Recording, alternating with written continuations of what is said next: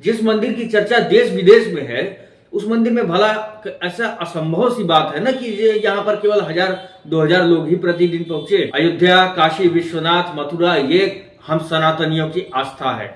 इस पर कोई सवाल करेगा तो फिर सीधा सा हिसाब किताब उसका लगेगा कि उसे बस हिंदू जो है वो अपनी वोट बैंक के जरिए, अपने वोट के जरिए उसकी औकात दिखाएगा, वो चाहे विपक्ष का नेता हो या फिर सत्ताधारी पार्टी का नेता हो। मापदंड सबके लिए बस एक ही है। मेरा ये चैनल सब्सक्राइब करें और मेरे हर अपडेट आपको मिले, इसके लिए बेल आइकन जरूर दबाइएगा। आप सभी को मेरी ढेर सारी शुभकामनाएं। प्रधानमंत्री और भाजपा का विरोध करते करते अब वामपंथी और कांग्रेसी दलों ने राम का विरोध करना शुरू कर दिया गया है।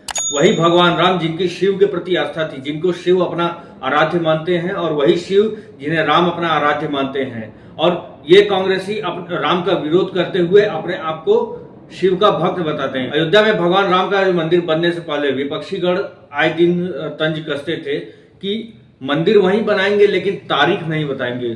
तो लो मंदिर भी बन गया, तारीख भी पता चल गई, और अब रामलला के दरबार में भक्तों का आना भी शुरू हो गया। प्रतिदिन लाखों की संख्या में भक्त अपने आराध्य रामलला के दर्शन कर रहे हैं। रामलला अपने भव्य मंदिर में विराजमान हुए तो विपक्षी दलों ने यह कहकर प्राण प्रतिष्ठा कार्यक्रम का बहिष्कार किया कि मंदिर जो बीजेपी का है, जिस मंदिर से करोड़ों हिंदुओं की आस्था थी, उस मंदिर के कार्यक्रम का, उस मंदिर में प्राण प्रतिष्ठा के कार्यक्रम का इन लोगों ने बहिष्कार किया। और इसी मंदिर के प्रति करोड़ों हिंदुओं की आस्था थी, जहां की आप लोगों ने देखा कि मंदिर में किस तरह से लोग आए, किस तरह से उन पर फूल बरसाए गए, और हालात तो ये हो गए थे कि मंदिर परिसर में पांव रखने तक की जगह नहीं बची थी। बड़े बड़े दिग्गज वहां पर बाहर में कुर्सी लगा करके टेंट के भीतर बैठे हुए थे। तो ये हालत है, जहां करोड़ों की आस्था थी वहां ये इन लोगों ने कार्यक्रम का बहिष्कार किया। और जब चुनाव में वोट नहीं मिलेंगे तब ये कहेंगे कि मोदी ने तो ईवीएम हैक कराया है। भाजपा सरकार में ईवीएम हैक होते हैं, एक बार चुनाव जो है वो बैलेट पेपर्स हो जाए। कल दिन ये कह देंगे कि मोबाइल बेकार है, अब तो चिट्ठियां जो है वो कबूतर ले जाएगा, डाकिया भी जो है वो नफरती चिट्ठियां ही केवल पहुंचाता है, तो अब केवल कबूतर उड़ाए जाएंगे। तो ये सब भी कभी ये कांग्रेसी वामपंथी जो है वो कह सकते हैं, इसमें कुछ गलत नहीं होगा। अब हताशा में जो है आए विपक्षी नेता एक बार फिर से भगवान राम का नाम लेकर ही बीजेपी को निशाना बना रहे हैं। भले ही वो बीजेपी को निशाना बना रहे हो, लेकिन देश का आमजन अब उनके बयानों को अपने विरुद्ध समझने लगा है। बावजूद इनके इन्हीं लोगों की आंखें जो है वो खुलती नहीं दिख रही हैं। इसी कड़े में भी आज हम विपक्ष के 3 सबसे बड़े पार्टियों कांग्रेस, डीएमके और टीएमसी की बात करेंगे कि जिन तीनों ने एक ही समय में अपने बयानों के माध्यम से भगवान राम और भारतीयों के प्रति अपनी नफरत दिखाई है। चाहे वो कांग्रेस के शाही युवराज राहुल गांधी हो, या डीएमके के एके राजा, या फिर टीएमसी विधायक रामेंदु सिन्हा रॉय, तीनों ने अपने अपने स्तर पर भगवान राम का विरोध किया है। पश्चिम बंगाल की सत्ताधारी पार्टी टीएमसी के विधायक रामेंदु सिन्हा रॉय ने रामलला के मंदिर को ही अपवित्र बता दिया। उन्होंने कहा कि हिंदुओं को ऐसे अपवित्र स्थल की पूजा नहीं करनी चाहिए। रामेंदु सिन्हा रॉय हुगली जिले के तारकेश्वर विधानसभा सीट से विधायक है और बीजेपी नेता। बंगाल विधानसभा में विपक्ष के नेता शुवेंदु अधिकारी ने राय के बयान पर एफआईआर दर्ज कराने की बात कही है। उन्होंने कहा कि हिंदुओं पर आक्रमण करते करते उनकी जो हिम्मत इतनी बढ़ गई कि वह भगवान श्री राम के भव्य मंदिर को भी अपवित्र बताने लगे हैं। इस लिस्ट में एक और नाम है डीएमके नेता का। डीएमके नेता और पूर्व केंद्रीय मंत्री ए राजा ने, अगर आप कहें कि आपकी जय श्री राम है, अगर ये आपकी भारत माता की जय है, तो हम उस जय श्री राम और भारत माता की जय को कभी भी स्वीकार नहीं करेंगे। तमिलनाडु कभी स्वीकार नहीं करेगा। तुम जाकर बताओ कि हम राम के शत्रु हैं। कंब रामायण का एक अंश सुनाने के बाद उन्होंने कहा कि मुझे रामायण और भगवान राम पर भरोसा नहीं है।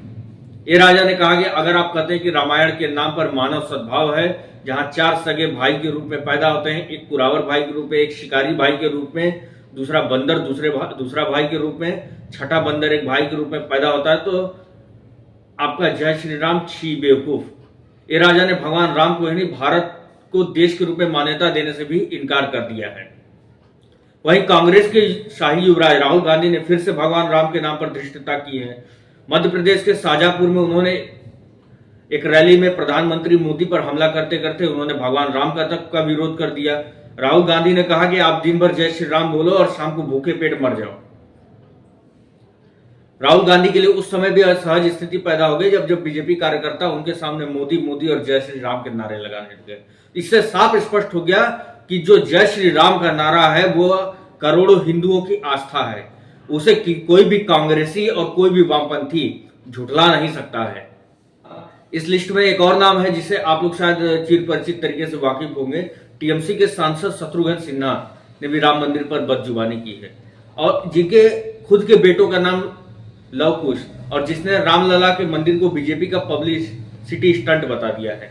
शत्रुघ्न सिन्हा ने कहा कि पहले दिन 5 लाख लोग अयोध्या पहुंचे थे, अब सिर्फ 1000 लोग पहुंचे हैं। ये तो बीजेपी के प्रचार की एकदम हवा ही निकल गई।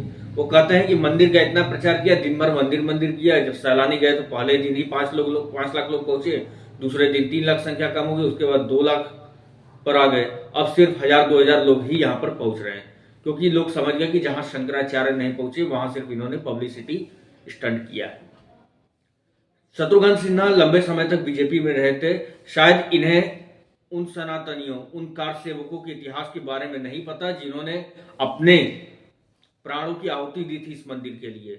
इस मंदिर के लिए सैकड़ों हिंदुओं ने अपने खून की आहुति दी है और इसके साथ ही करोड़ों सनातनी जिन्होंने 10 रुपए, 12 रुपए, 20 रुपए, 21 रुपए का जो दान दिया है, ये उनकी आस्था, ये मंदिर उनकी आस्था, ये मात्र एक मंदिर नहीं है। ये मंदिर जो है वो करोड़ों हिंदुओं की आस्था है, करोड़ों हिंदुओं के गर्व का एक प्रतीक चिन्ह है, जो जिसमें कि लोगों को अपनी आस्था दिखती है, जो कि लोगों की श्रद्धा है। लंबे समय तक बीजेपी में रहे, कई बार सांसद रहने के बाद जब टिकट कटा तो वो कांग्रेस में चले गए। चुनाव में हार मिली तो फिर दोबारा जो है वो टीएमसी की गोद में जाकर के बैठ गए। उपचुनाव जीतकर लोकसभा पहुंचे। इस बार माना जा रहा था कि वह आसनसोल से चुनाव लड़ेंगे। उनके परिवार के लोगों के नाम अयोध्यापुरी के विख्यात रघुवंशियों के ही नाम पर हैं। पिता का नाम शत्रुघ्न, बेटों का नाम लवकुश। बावजूद इसके उसका ये बयान बताता है कि उन्होंने राजनीति के लिए कुछ भी करने को तैयार हैं, भले ही इसके लिए उन्हें अपने आराध्य पर ही उंगली उठानी पड़े। खास बात यह है कि कथित किसान आंदोलन की कमान संभाल रहे नेता जगजीत सिंह डंडेवाल भी ये बात मान चुके हैं कि अयोध्या राम मंदिर बनने के बाद से नरेंद्र मोदी की लोकप्रियता काफी बढ़ चुकी है। जिस मंदिर की चर्चा देश विदेश में है, उस मंदिर में भला ऐसा असंभव सी बात है ना कि यहाँ पर केवल 1000-2000 लोग ही प्रतिदिन पहुंचे। अयोध्या, काशी विश्वनाथ, मथुरा, ये हम सनातनियों की आस्था है। इस पर कोई सवाल करेगा तो फिर सीधा सा हिसाब किताब उसका लगेगा कि उसे बस हिंदू जो है वो अपनी वोट बैंक के जरिए, अपने वोट के जरिए उसकी औकात दिखाएगा। वो चाहे किसी भी पार्टी का हो, वो चाहे विपक्ष का नेता हो या फिर सत्ताधारी पार्टी का नेता हो, मापदंड सबके लिए बस एक ही है। राम मंदिर में रामलला की प्राण प्रतिष्ठा के बाद से नरेंद्र मोदी की लोकप्रियता काफी बढ़ चुकी है। हर चैनल और न्यूज एजेंसियों के सर्वे में भी प्रधानमंत्री नरेंद्र मोदी की लोकप्रियता आसमान पर पहुंची है। यही वजह है कि लोकसभा चुनाव 2024 को देखते हुए बौखलाहट में जो विपक्षी नेता हैं वो लगातार बीजेपी को अपना निशाना बना रहे हैं। हो सकता है कि ये जो नेता है वो किसी वोटर विशेष को अपना साधने के लिए इस तरह की बयानबाजी कर रहे हो, लेकिन उन्हें ये नहीं भूलना चाहिए कि देश की जो बहुसंख्यक आबादी है वो अभी तक सनातनी है। अब देश में वो दिन दूर गए जब चुनाव के समय लोग जातियों में बढ़ते थे। अयोध्या में रामलला के मंदिर को लेकर के जिस तरह से उल्लास का पूरा पर्व देखा गया पूरे देश में, वो बताता है कि अब लोग राष्ट्रीय मुद्दों को अपना मुद्दा बना रहे हैं। लोग जातिगत मुद्दों में बंटने के बजाय अब राष्ट्रहित को वरीयता देने लगे हैं। ऐसे में खास वोटों के दम पर चुनाव जीतना इन पार्टियों के लिए अब संभव ही नहीं रह गया कि जब लोग अपनी जाति और बिरादरी को लेकर के वोट देते थे। राहुल गांधी से लेकर ए राजा, शत्रुघ्न सिन्हा हो या फिर रामेंद्र सिन्हा हो, सबकी कोशिश यही है कि बीजेपी पर हमला बोलें और आम जनता के मन में बीजेपी को लेकर के खटास पैदा करें। लेकिन वो ये भूल रहे हैं कि बीजेपी को बोलते बोलते वो करोड़ों हिंदुओं के, करोड़ों सनातनियों की आस्था पर वो सवाल कर रहे हैं। वो अलग बात है कि ये जो नेता है वो राम मंदिर के बहाने बीजेपी और प्रधानमंत्री नरेंद्र मोदी को जितना ये निशाना बनाते हैं, आम जनता नरेंद्र मोदी के उतनी ही करीब होती जाती है। क्योंकि बीजेपी को निशाना बनाने के चक्कर में ये नेता आम जन के नायक यानी प्रभु श्री राम पर ही अपना निशाना साधने में लगे हैं। ऐसे में ये जनता से जुड़ने की जगह दूर ही होते जा रहे हैं। ये इस बात को जितना जल्दी समझ जाए ये उतना ही बेहतर है।